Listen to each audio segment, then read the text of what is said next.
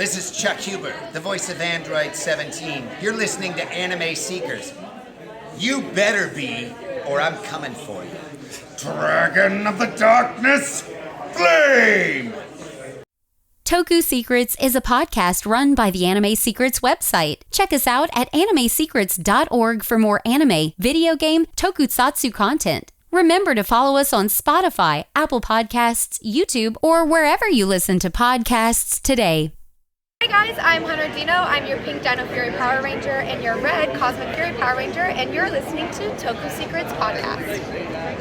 Welcome to Toku Secrets. Join us as we journey into the marvelous world of Super Sentai, Kamen Rider, Power Rangers, and many other tokusatsu. Get ready for the adventure of a lifetime. It's Morphin time! Link to the Morphin. I'm Nathan Desai, the dazzling adventurer, Spoken Silver. And I'm Rizwan Merchant, Gokai Red. And we're Toku Secrets. What's up, everyone? Toku Secrets Podcast here, presented by animesecrets.org. And today, Riz and I are continuing our little mini-series of The Return, a 4-issue limited comic series produced by Boom Comics that was done in commemoration of the 30th anniversary of the Power Rangers franchise, and has gained prominence for being written by Amy Jo Johnson, who played Kimberly on Power Rangers. We have already reviewed issues 1 and 2, so if you guys want to get a recap of everything, we suggest that you go and check out those podcasts, which have been posted the last 2 days. With that said, we're going to jump into issue number 3. So again, if you haven't watched the other 2 podcasts, we highly suggest that you go out and check out those first so that you can be up to date on everything. So with that said, let's jump in. So we pick up once again from where the previous issue left off.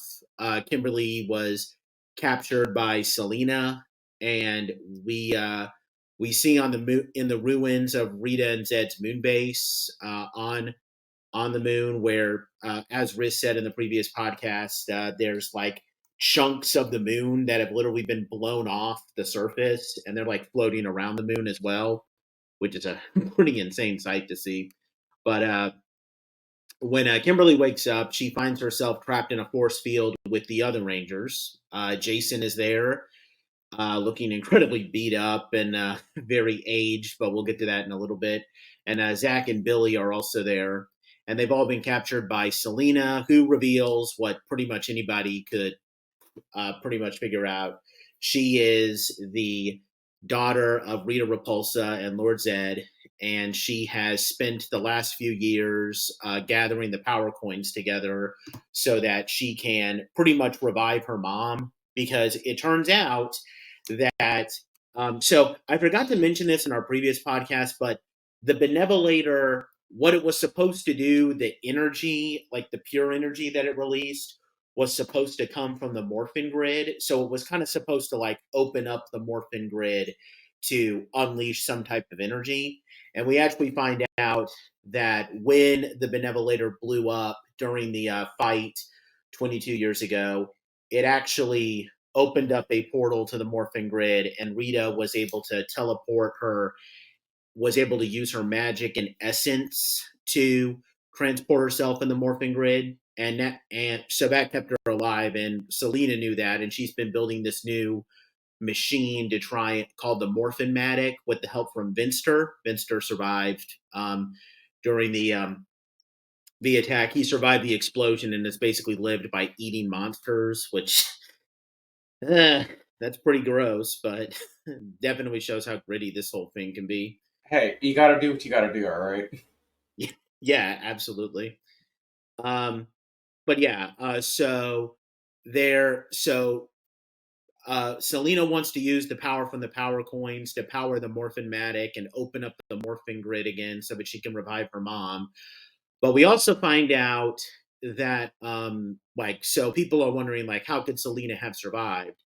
Well, it turns out that after Kimberly teleported from the moon base and Tommy was ready to, like, activate the machine, the Benevolator, I'm sorry, he saw Selena, and he was completely shocked at the sight of her, and he wanted to try and save her, but Vinster got in the way and sicked a lot of putties on him, and in the middle of the fight, the Benevolator was accidentally activated, and Vinster wouldn't call off the putties, so Tommy, in desperation to save Selena, gave her his communicator and teleported her away, leaving him still on the moon when it blew up.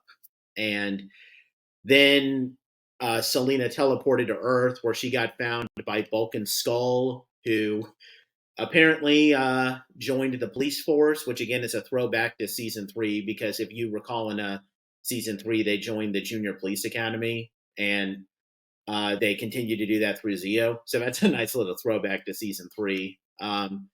Which, by the way, just kind of a thing that reading Vulcan Skull's dialogue there, what I really love about this, and this definitely shows just how well Amy Jo Johnson thinks of her time on the show, the dialogue that they get for a lot of these characters and their mannerisms down is some of the best I've seen. Like, you constantly see Billy say affirmative and use like really big words, which again, affirmative might as well have been his catchphrase in season 1 at least.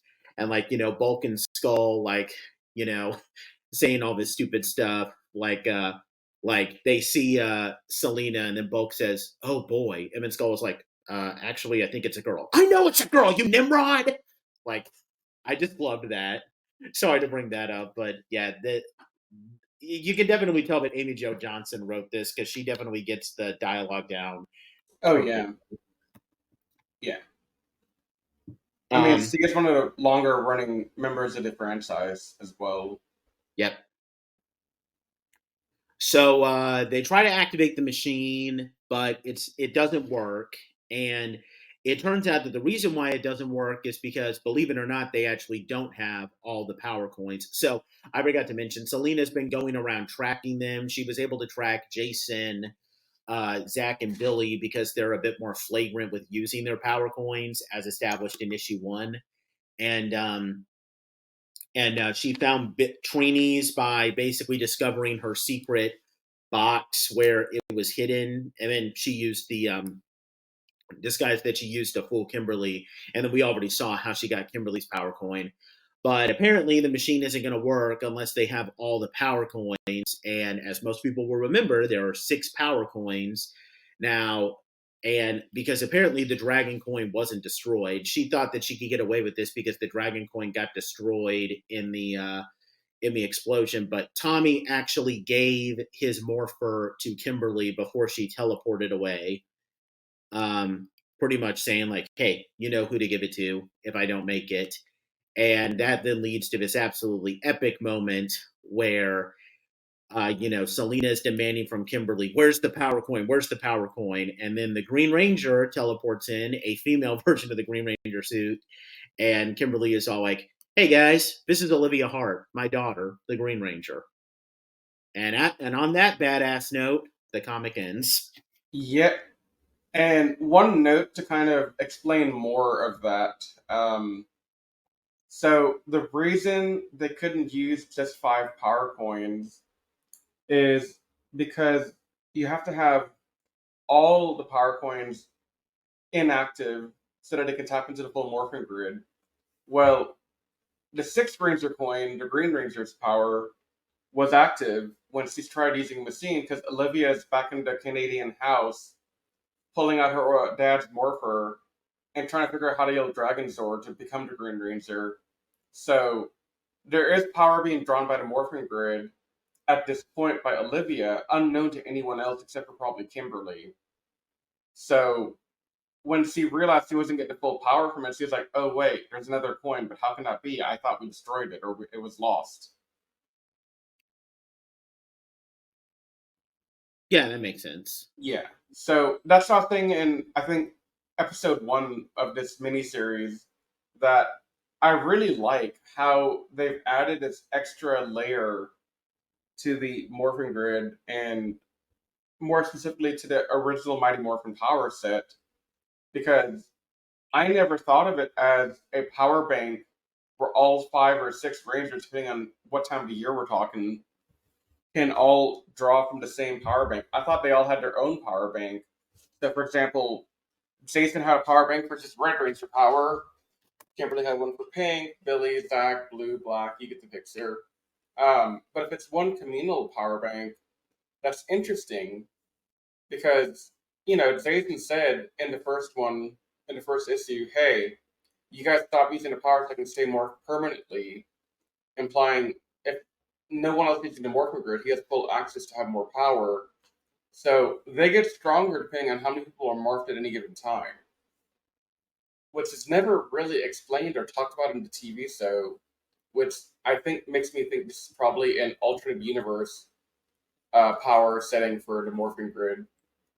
Yeah, I was about to say that because I mean, again, they don't go into much detail when it comes to the Morphin grid, but I did kind of, but yeah, I always kind of imagined that there were different power banks too. Hence why, there's like, if you might remember in that Wild West Rangers two-parter, like they say too much pink energy is dangerous, so they can't have, two pink Rangers of the same power sets. And they later kind of expand upon that a little bit in Dino Thunder when they make a duplication of Trent, like, two white Rangers. So you could say too much white energy is dangerous too. Yeah. Now, granted, they end up Samurai ends up completely messing that up by having Jaden and Lauren use the exact same powers, but we don't talk about that. So Saban can't keep its own continuity and tack. But, luckily when we got Once and Always, Simon Bennett had enough sense to mention, oh, hey, these are secondary links to the Morphin grid. And he gave a proper explanation for how Rocky and Cat could tap into Tyrannosaurus and Pterodactyl. yep. But yeah, as far as this comic goes, I mean, this might actually be my favorite of the whole bunch, just simply because that, like, with the previous ones, like, so the first one was a setup, which was great, and the last one, the flashback, was really cool. I really enjoyed it, but I feel like in this one there was a lot more emotion here because, I mean, first of all, it's just great to see Jason again because I've said this before. Jason is like my favorite Power Ranger character ever. Again, I realize that there are better characters out there. Jason is just my favorite from like selfish reasons, but I Well, really go ahead. that's similar. That's similar to me having Tommy as my selfish favorite because he's freaking Tommy. I get it.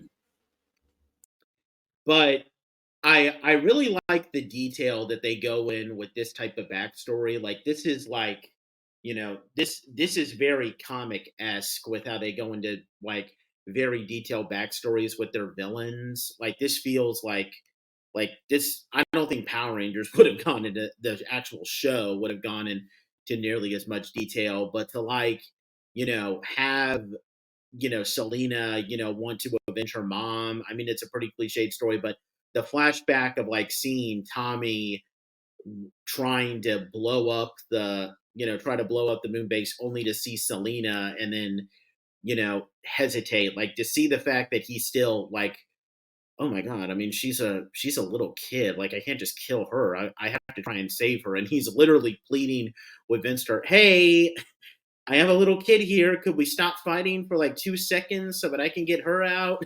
Then you can kill me if you want. Like that's some pretty deep stuff that you wouldn't expect to see on a Power Ranger show, which everybody associates Power Rangers just being a bunch of guys running around in bright colored spandex, punching rubber suited monsters.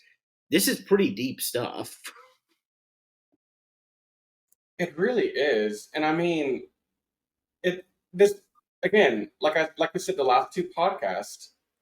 This is the story that we the fans have been wanting. We wanted something more gritty. We wanted something more emotional and bearing on the soul when it comes to Power Rangers in the future. That's what we wanted, and we're getting it in a comic book form. And honestly, this would make a really cool movie. I'll just say it right now. I mean, obviously we can't have the movie happen anymore because we lost JDF, but I mean, it's a really cool concept. Like, this could be a really cool animated TV show. Yeah, definitely. I mean, maybe if they wanted to make it a movie, you could try to get, okay, this sounds really bad, but you could probably try to get away with, like, showing brief flashbacks and maybe have, like, Michael Gatto be there. But I don't know. I'd much rather have Michael Gatto play JJ in live He action. needs to. He needs Yeah. to. You know, I keep obsessing over that ever since Michael Gatto mentioned that at Ranger Stop last year. Like, I'm like, yeah, can we get that? Can we get a live action JJ and have Michael Gatto play him? it'd be awesome. And Yeah. honestly, what I would love to see is a comic set in the future, like another Boom Studio comic, where we have Olivia and JJ meet through alternate dimension travel nonsense, and they have their own version of the power. You know, JJ using SPD Green Dragon Ranger, and Olivia using OG Green Ranger power. Yeah. I think that'd be really awesome. But yeah, there's not much else I can say. I mean, it's just a pretty epic story, and I want to save like my overall thoughts for like when we do the final issue next time. But yeah, I mean, the Tommy's flashback with Selena trying to save her, like that really stood out to me, because this is like incredibly deep stuff that, again, I don't think I would have expected to. Maybe this would feel in place with like a season like Power Rangers in Space or Time Force, where they kind of tend to go a bit grittier than other seasons, but definitely not in Mighty Morphin. So it's just really refreshing to see that. And like you said, this is exactly what us, the fans, have always wanted. Yeah, definitely. And it's interesting, going back to Bulk and Skull for a minute, I have to wonder, so they find a kid, do they raise the kid? Yeah, That'd be kind of funny. I actually would love to know, hey, did Bulk and Skull raise Selena Repulsa? And I mean, have like a similar story to 2 and 0 whenever they were taking care of Rita and Goldar. Yeah, I was about to say, like, I mean, they spent like half of Zeo taking care of monsters, so.